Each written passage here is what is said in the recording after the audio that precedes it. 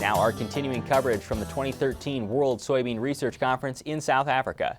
Kiersten Wise is a plant pathologist at Purdue University. With colleagues from universities across midwestern soybean producing states, Kiersten studied the decision to apply foliar fungicide applications in soybeans. While results showed a yield boost in response, the choice to apply isn't necessarily recommended for every situation.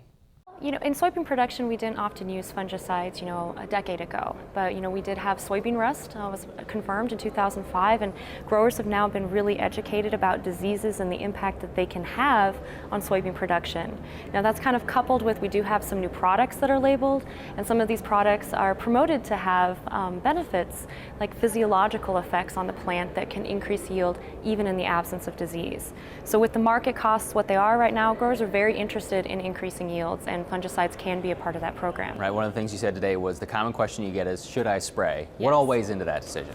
Well, a lot of factors, mostly economic, and we also like to think about, is there a disease or an insect or a pest threat that needs to be taken care of, because these are pesticides that, are used to manage those factors. And so, a grower has to think about a lot of things. Is it right for his production system, and mostly what are the economics of it? And like you said, and we've talked about it before with Lauren Giesler, who was also on the team that you worked with, there is a thought that maybe you can get a boost on yield from using fungicide or the combination of fungicide and insecticide. So you did some research on that in a multi-state region. Describe the layout of that research. Sure. Well, what we did was we're all conducting these trials anyway across the state. So we wanted to combine all of the results of these trials to see if there's trends that we can use to really predict where a fungicide or a fungicide and insecticide might pay. And what we did, compiled all of the analysis, looked at the economic returns, and what we find is that, in most areas we can see, between 1 and 2 bushel response from a fungicide application. And then in most areas we also see maybe a little bit more of an increase with a fungicide plus an insecticide. And you sprayed no matter if there was a trace of disease, correct? That's right. We were actually doing just a standard R3 application of a fungicide or a fungicide plus insecticide. So like you said, you saw some boost. That coupled with the economic factors that play in terms of whether or not you get the return, does it prove to be worth it?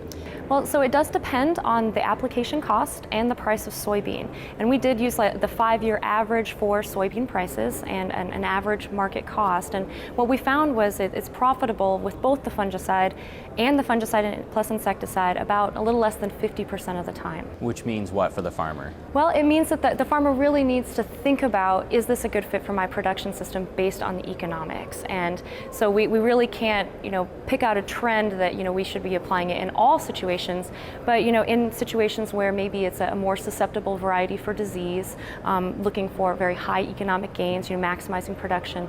So in those situations, a fungicide or a fungicide plus insecticide may be a benefit.